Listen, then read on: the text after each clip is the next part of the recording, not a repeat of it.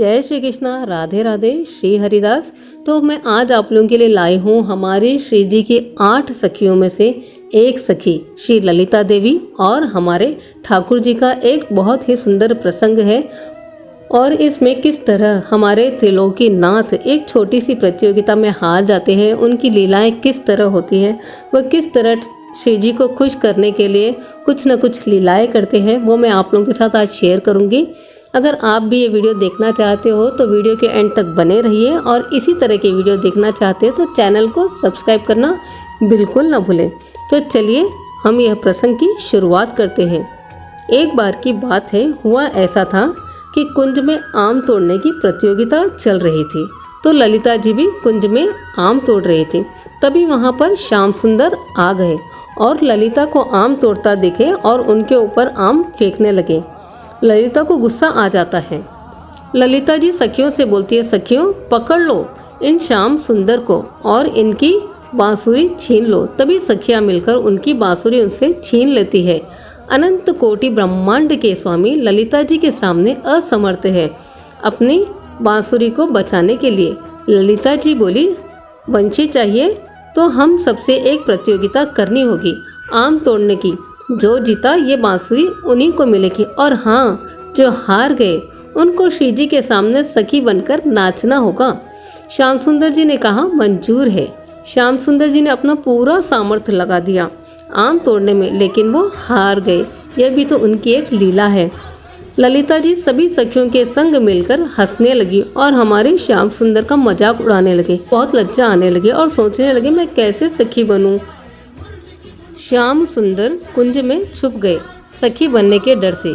सखियों ने बहुत प्रयास किया ढूंढने का, पर श्याम सुंदर कहीं नहीं मिले।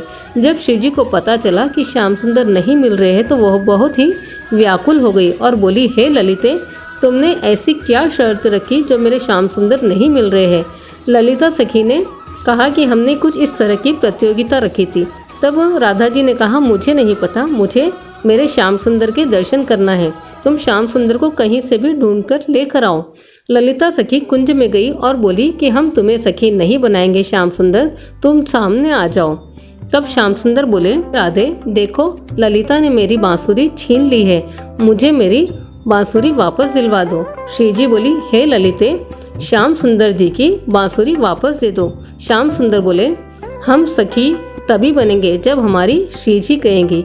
श्री जी ने सोचा हम दोनों को ही जितवा देते हैं और बोले, श्याम सुंदर जी, आज आप सखी बनकर हमारे सामने नृत्य कर कर दिखाएंगे। तब श्याम सुंदर जी का बहुत ही सुंदर श्रृंगार किया गया और उन्होंने बहुत ही अद्भुत नृत्य किया। सबको परम आनंद की प्राप्ति हुई। अनुपम नृत्य देखकर सब स्तब्ध रह गए। हर सखी आनंद ले रही थी और प्रसन्न हो रही थी नृत्य देखकर।